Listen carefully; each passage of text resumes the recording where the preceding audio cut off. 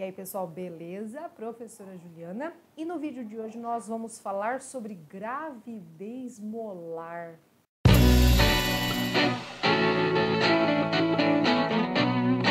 Então, por que eu quis falar sobre esse tema hoje? Porque, apesar dele ser aí uma das desordens, um dos problemas gestacionais que a mulher pode enfrentar, e não é a minha área de estudo, minha área de conhecimento, tá? Então, esse vídeo não tem intenção de diagnosticar ou tratar doença nenhuma, consulte sempre o seu médico, é só título informativo, mas esse vídeo tem muito a ver com as nossas aulas de biologia relacionadas aí à embriologia, à divisão celular, então achei muito interessante esse tema. Eu comecei a me perguntar o que acontece se espermatozoide acontecer assim, se um óvulo é fecundado por 2 espermatozoides, ou enfim, o material genético do óvulo está alterado, né? E acabei chegando nesse tema que seria o da gravidez molar. Então, a gravidez molar, também chamada de mola hidatiforme, ela é uma gestação que vai acabar sendo interrompida, ou de forma artificial, vamos dizer assim, né, com intervenção médica, mas essa condição ela acaba causando aborto, tá? E dependendo da situação, essa mola hidatiforme pode se transformar num tumor em que a vida da mãe está em risco, certo? Mas o que é então essa gravidez molar? Ela é uma doença gestacional que está classificada no grupo das doenças trofoblásticas gestacionais. Aí que já começa, né, o nosso estudo de biologia. O que é então o trofoblasto? Ele seria ali a parte da formação do embrião, quando a gente tem ali, né, a célula ovo sendo fecundada, né, virando zigoto, e nós começamos a multiplicação, a divisão celular, parte da blástula, então, que vai começar a formar os tecidos para depois fazer a nutrição e tal, e formar o embrião propriamente dito, é o trofoblasto. E essa região do trofoblasto, então, ela começa a se multiplicar de forma desordenada, tá? Não é uma doença tão comum, tá? Aqui no Ocidente, os dados que nós temos é de um caso a cada 2.000 gestações. Mas e por que acontece esse aumento, né? Esse desenvolvimento aí trofoblástico aí de forma desordenada? Por alguns motivos que a gente vai comentar agora. Nós temos 2 tipos de molas, né? Gravidez molar, vamos chamar de mola hidatiforme, né? Nós temos 2 tipos de mola que podem acontecer na gestação. A mola hidatiforme total ou a mola hidatiforme parcial. Vamos entender quais são as principais diferenças entre essas 2 molas. Na mola hidatiforme total, ou também chamada de mola completa, tá? Eu achei 2 tipos de artigos, mas na maioria deles aparece como mola completa, tá? Não existe desenvolvimento do embrião. Na verdade, o que a gente tem é um trofoblasto, é uma célula que começa a se multiplicar de forma desordenada. E como que acontece, então, a mola completa? Quando um óvulo que não tem núcleo, não tem material genético é fecundado.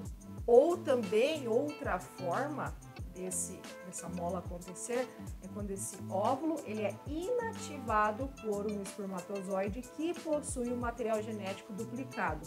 Ou ainda, quando um óvulo é fecundado por 2 espermatozoides. Então, essa foi a minha pergunta inicial. Acontece quando um óvulo é fecundado por 2 espermatozoides. Existe essa possibilidade?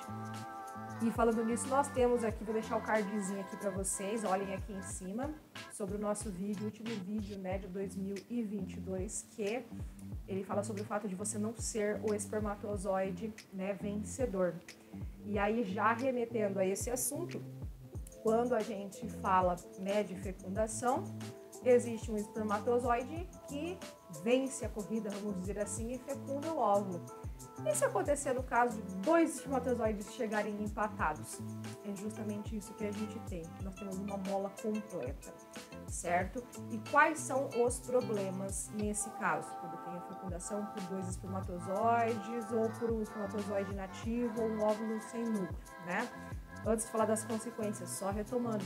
A gente estuda lá na divisão celular, né? Quando a gente vai estudar meiose, que é para a formação dos gametas, e espermatogênese, a gametogênese, né? Espermatogênese e a ovulogênese, que acontece lá desde a puberdade, né?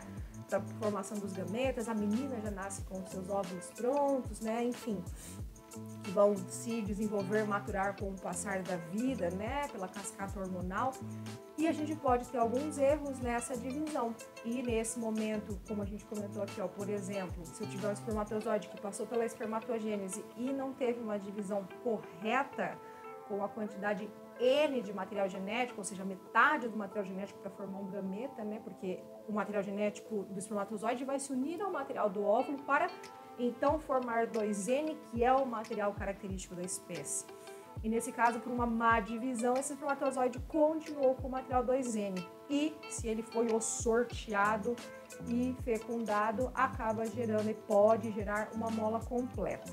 Quando a gente tem a observação da mola completa, geralmente 90% aí dos casos tem a formação de um cariótipo XX, ou seja, do sexo feminino. Mas em 10% desses casos também foram observados na minoria formação de um embrião aí que seria XY, do sexo masculino.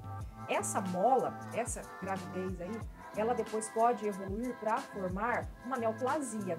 O que seria então a neoplasia? Uma divisão desordenada de células, tá? Que pode depois formar um tumor, uma lesão, que pode ser benigna ou maligna, né? Uma neoplasia seria essa divisão aí desordenada. Só que no outro caso, quando a gente tem uma mole datiforme parcial ou incompleta, já é possível observar a formação de um feto, para depois formar um embrião, né? O feto inicialmente.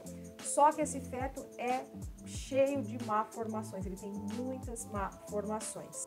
E nesse caso da mola parcial, o óvulo é viável, diferentemente da mola completa. Então aqui nós temos um óvulo viável que é fecundado ou por 2 espermatozoides ou por um espermatozoide com um material duplicado. Nesse caso, então, como a gente tem o material ali N no óvulo, o espermatozoide 2N ou 2 espermatozoides N, nós podemos ter a formação de uma triploidia na espécie humana ou de uma tetraploidia, né? No caso aí de 2 espermatozoides, tá? O que a gente já sabe lá de teoria que não sobrevive. Na espécie humana nós conseguimos ter algumas alterações ali numéricas, estruturais que permitem a sobrevivência de cromossomos, né? A sobrevivência do indivíduo que tem esses cromossomos alterados. Triploidia, tetraploidia, que é a duplicação, a triplicação, a quadriplicação do material genético, a gente visualiza isso em plantas. Então, na espécie humana, isso é inviável. E nesse caso de mola, apenas 5% é observado depois que pode desenvolver formas malignas de tumor. Então, veja que interessante. É um assunto relacionado, né, ao dia a dia da biologia, aos assuntos que nós estudamos ali frequentemente em biologia, em genética, em espécie humana, né, genética humana principalmente, em que nós temos um número incorreto aí da ploidia dentro da espécie, que no caso seria a espécie humana. Certo? Eu espero que você tenha gostado desse vídeo, dessa informação muito interessante. Curta, comente, compartilhe com alguém que não conhecia sobre a gravidez molar. Inscreva-se no canal, porque você já sabe. Biologia não é só para você tirar 10 no seu Enem, no seu vestibular, ficar decorando fórmulas e, né, gabaritar sua prova da natureza. Não, biologia não é para isso. Biologia é para a sua vida.